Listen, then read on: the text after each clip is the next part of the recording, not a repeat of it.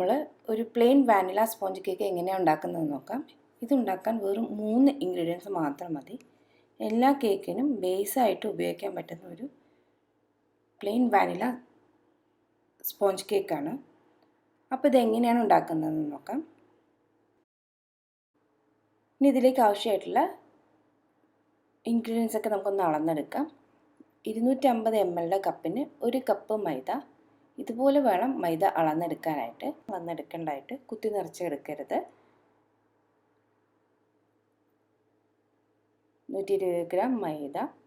ഇത് നമുക്കൊരു മിക്സിംഗ് ബൗളിലേക്ക് നമുക്കതൊന്ന് മാറ്റി വയ്ക്കാം.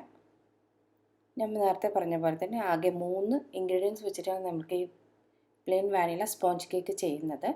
ഇതിൽ ബേക്കിംഗ് പൗഡറോ baking soda, butter, oil, milk ഒന്നും തന്നെ നമ്മളത് ആഡ് ചെയ്യുന്നില്ല. ഇതിലേക്ക് ഒരു നുള്ളു ഉപ്പ് ചേർത്തിട്ട് ഇത് നന്നായിട്ടൊന്ന് മിക്സ് ചെയ്തിട്ട് ഇതൊന്ന് മാറ്റി വയ്ക്കാം. ഇത് നമുക്ക് കുക്കറിൽ വേണമെങ്കിലും ചെയ്യാം, അല്ലെങ്കിൽ സ്റ്റൗ ടോപ്പിൽ ചെയ്യാം. കുക്കിംഗ് റേഞ്ചസിലോ അല്ലെങ്കിൽ ഓവൺ ഉപയോഗിച്ചിട്ട് അല്ലാതെയും നമുക്ക് ഈ കേക്ക് ചെയ്യാൻ പറ്റുന്നതാണ്. വളരെ ഈസി ആയിട്ട് നമുക്ക് ചെയ്യാം. ഏത് കേക്കിനും യൂസ് ചെയ്യാൻ പറ്റുന്ന ഒരു ബേസിക് സ്പോഞ്ച് കേക്കാണത്. ഇതൊന്ന് മിക്സ് ചെയ്തിട്ട് ഇതൊന്ന് മാറ്റി വയ്ക്കാം.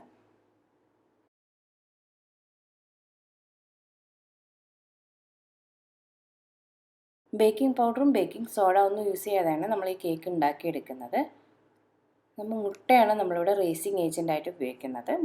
4 ലാർജ് സൈസിലുള്ള മുട്ട വേണം. മുട്ട റൂം ടെമ്പറേച്ചറിലായിരിക്കണം, പ്രത്യേകം ശ്രദ്ധിക്കുക. നമ്മൾ ബേക്കിംഗ് പൗഡർ ബേക്കിംഗ് സോഡ ഒന്നും ചേർക്കാത്തതുകൊണ്ട് മുട്ട നമ്മൾ റൂം ടെമ്പറേച്ചറിലായിരുന്നാൽ മാത്രമേ നമുക്ക് ബീറ്റ് ചെയ്യുന്ന സമയത്ത് നന്നായിട്ട് മുട്ട പറഞ്ഞു വരുള്ളൂ.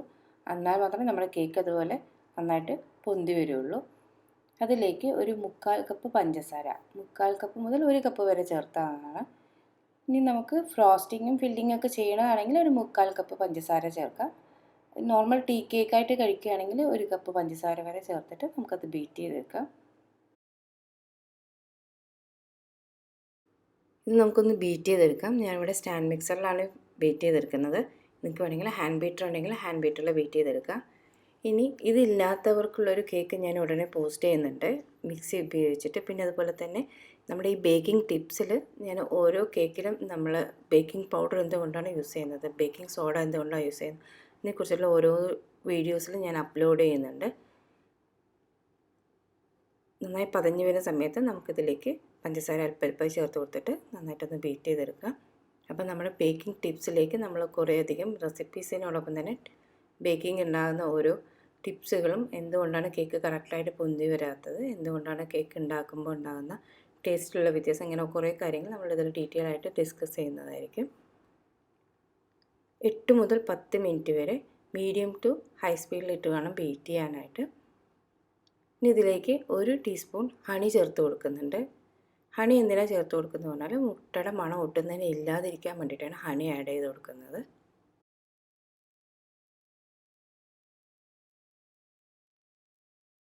ഇനി ഇതിൽ ചിലവർ വിനീഗർ ആഡ് ചെയ്ത് കൊടുക്കുന്നുണ്ട്. അത് ഞാൻ മറ്റു വീഡിയോയിൽ ഞാൻ പറയാം, വിനീഗർ ആഡ് ചെയ്യുമ്പോൾ ഉണ്ടാകുന്ന വ്യത്യാസങ്ങളെല്ലാം.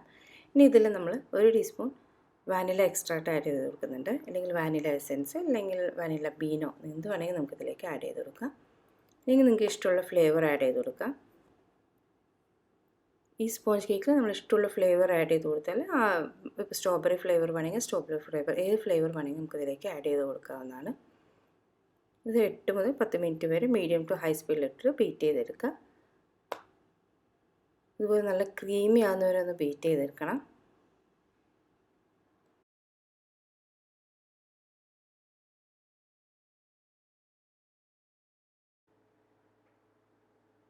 ഇനി നമുക്ക് ബീറ്റർ സ്റ്റോപ്പ് ചെയ്യാം.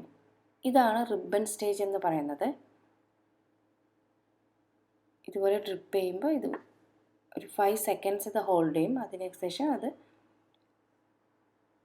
ഫ്ലാറ്റ് ആകുന്നതായിരിക്കും. അതായത് നമ്മൾ അല്ലെങ്കിൽ നമ്മുടെ ബീറ്റർ എടുത്തിട്ട് അതിൽ 8 എന്ന് എഴുതാൻ, ഇതുപോലെ 8 എന്ന് എഴുതി നോക്കുക. 5 സെക്കൻഡ്സ് മാത്രമേ ഇത് ഹോൾഡ് ചെയ്ത് നിൽക്കുള്ളൂ. അത് കഴിഞ്ഞിട്ട് ഇത് ഫ്ലാറ്റായി പോകുന്നതായിരിക്കും. ഇനി നമുക്കിതിലേക്ക് നമ്മുടെ ഡ്രൈ ഇൻഗ്രീഡിയൻസ് ആഡ് ചെയ്തെടുക്കാം.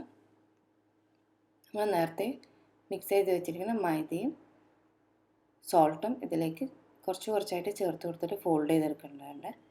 ഫോൾഡ് ചെയ്യുമ്പോൾ പ്രത്യേകം ശ്രദ്ധിക്കുക, ഒന്നായിട്ടിട്ട് ഫോൾഡ് ചെയ്തെടുക്കരുത്. അങ്ങനെ ചെയ്യണമെങ്കിൽ അത് കട്ട പിടിച്ച് പോകും.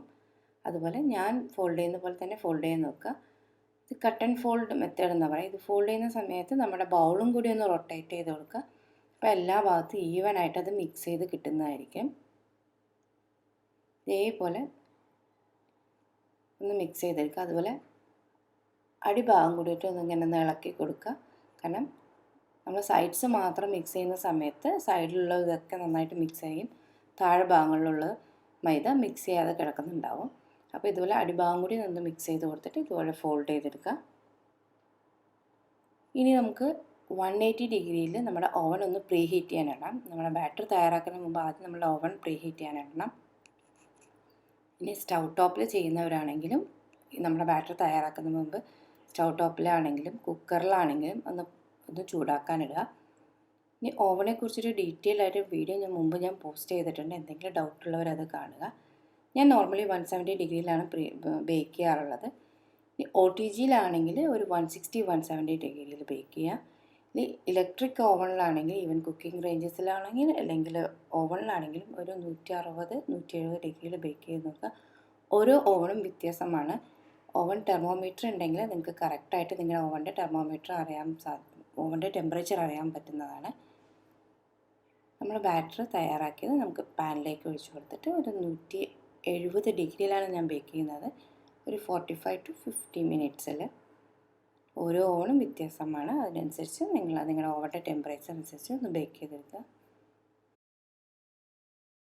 അപ്പോൾ എല്ലാവർക്കും ഇഷ്ടമായെന്ന് വിചാരിക്കുന്നു. പുതിയ റെസിപ്പിയും പുതിയ വീഡിയോയുമായിട്ട് ഉടനെ തന്നെ വീണ്ടും കാണാം. Thank you for watching.